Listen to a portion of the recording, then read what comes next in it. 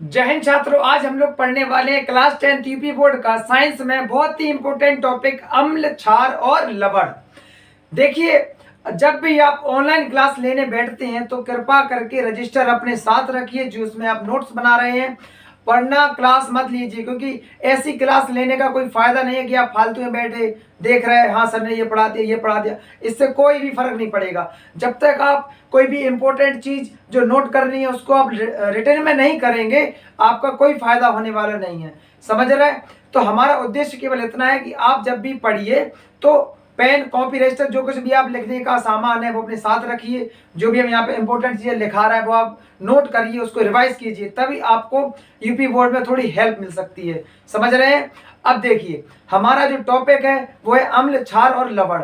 इसमें हम लोग समझ रहे हैं अम्ल क्या होता है।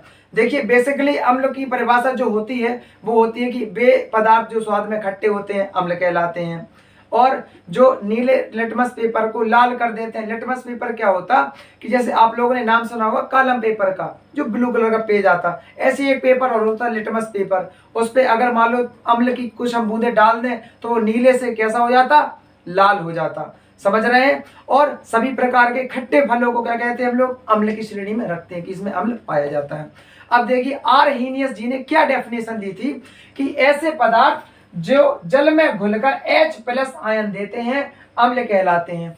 क्या कहलाते हैं? अम्ल कहलाते हैं। कौन से पदार्थ जो जल में घुलकर H+ आयन देते हैं। अब देखिए कौन कौन से, जैसे HCl हो गया, H2SO4 हो गया, समझ रहे हैं, HNO3 हो गया। देखिए, इसके आपको एक शॉर्ट ट्रिक बता रहा है कि जिस यौगिक में H होगा अर्थात हाइड्रोजन होगा, जिस यौगिक में हाइड्रोजन होगा वो क्या कहलाएंगे, आपके अम्ल कहलाएंगे। समझ रहे हैं? अब अम्ल कितने प्रकार के होते हैं? अम्ल 2 प्रकार के होते हैं। कौन कौन से? प्रबल अम्ल और दुर्बल अम्ल। प्रबल अम्ल में किस किस को रखते हैं?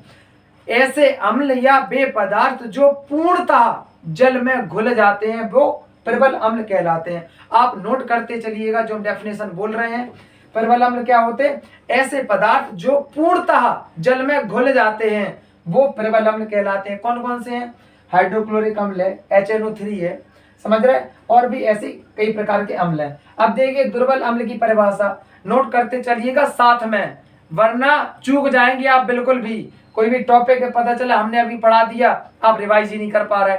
देखिए, दुर्बल अम्ल क्या होता कि वे पदार्थ जो आंशिक रूप से या जिनका कुछ भाग जल में घुलता है वो क्या कहलाते हैं? दुर्बल अम्ल। ऐसे पदार्थ या ऐसे अम्ल जो आंशिक रूप से जल में घुलते हैं या आयनित होते हैं वो क्या कहलाते हैं? दुर्बल अम्ल। कौन कौन से हैं? CH3, COOH, HCN इत्यादि या आदि। डेफिनेशन खत्म।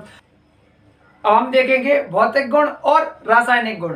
देखिए, भौतिक गुण क्या होते हैं कि ये तो स्वाद में खट्टे होते हैं, हमने बता दिया था। ये जल में विलय होते हैं, हमने जो उनके प्रकार पढ़े थे कि ये जल में आंशिक रूप से घुलते हैं, पूर्ण रूप से घुलते हैं। तो मतलब क्या है कि अम्ल जो है जल में विलय होते हैं। अब देखिए तीसरा क्या, ये नीले लिटमस पेपर को लाल कर देंगे। क्या कर देंगे? ये नीले लिटमस पेपर को कैसा कर देंगे? लाल कर देंगे। अब देखिए, अब समझते हैं रासायनिक गुण। देखिए, जितना हम यहाँ पे लिखवा रहा है, अगर ये सिर्फ आप अगर मान लो परीक्षा में प्रश्न आता है कि अम्ल को परिभाषित कीजिए, उसके भौतिक गुण और रासायनिक गुण भी लिखिए, तो जो हम यहाँ पे लिखवा रहे हैं वही नोट कर लीजिएगा, और बहुत ही अच्छे शब्दों में आपको लिखवा रहा है कि जिससे आपको याद करने में कोई दिक्कत नहीं होगी। समझ रहे हैं? अब देखिए रासायनिक गुण क्या होते हैं। देखिए, धातुओं के साथ क्रिया, मतलब क्या है, इसमें धातु लेंगे हम कोई भी, जैसे हमने यहाँ पे क्या ले लिया, सोडियम, और कोई भी एक अम्ल ले लेंगे। मतलब क्या, धातुओं के साथ अगर हम अम्ल की क्रिया कराते हैं तो क्या निकलती है? हाइड्रोजन गैस निकलती है। देखिए यहाँ पे सोडियम हो गया NaHCl का मतलब क्या? हाइड्रोक्लोरिक अम्ल। जब इन्होंने आपस में क्रिया की तो NaCl के साथ अलग हो गया। यहाँ पे दिख रहा, Na किसके साथ चला गया? Cl के साथ, NaCl हो गया। और क्या बचा? हाइड्रोजन, वो यहाँ पे। अब देखिए, हाइड्रोजन कभी अकेला नहीं रहता, डर लगता है उसको, तो उसके साथ एक अणु और रहता है हाइड्रोजन का, जिसे कहते हैं H2। देखिए यहाँ पे जब ये 2 हो गए तो हमने इस यहाँ पे भी 2 रखना पड़ेगा, तो Cl भी 2 हो गए, और यहाँ पे जब हम 2 रखेंगे तो मतलब Na भी 2 हो गए, यहाँ पे भी हमें 2 रखना पड़ा। ये संतुलन का प्रोसेस है, हमने आपको पिछली वीडियो में समझाया था। अब देखिए, धातु ऑक्साइड के साथ अभिक्रिया, ये क्या होते हैं? धातु ऑक्साइड। धातुओं के साथ ऑक्सीजन का मिलना धातु ऑक्साइड का एक उदाहरण हो गया। जैसे कि यहाँ पे देखिए कैल्शियम है और ऑक्सीजन है, इसको क्या पढ़ेंगे? Calcium oxide. इसको क्या कहते हैं? धातु ऑक्साइड। अब देखिए, जब हम धातु ऑक्साइड की क्रिया किसी अम्ल से कराते हैं तो लवण तथा जल बनते हैं। अब आपको लवण पता नहीं क्या होते, तो जिनमें ना तो H+ आयन हो ना तो OH- आयन हो, वो क्या कहलाते? लवण। देखो, ना तो इसमें H है ना तो इसमें OH है, समझ रहे? तो ये क्या कहलाएगा? लवण। अब देखिए, जब हम धातु ऑक्साइड के साथ अम्ल की क्रिया कराते हैं तो लवण तथा जल बनते हैं। आप अब इसका स्क्रीनशॉट ले लीजिएगा, या नोट करना है तो नोट कर लीजिएगा। अब देखिए, समझते हैं अम्ल के उपयोग क्या होते हैं।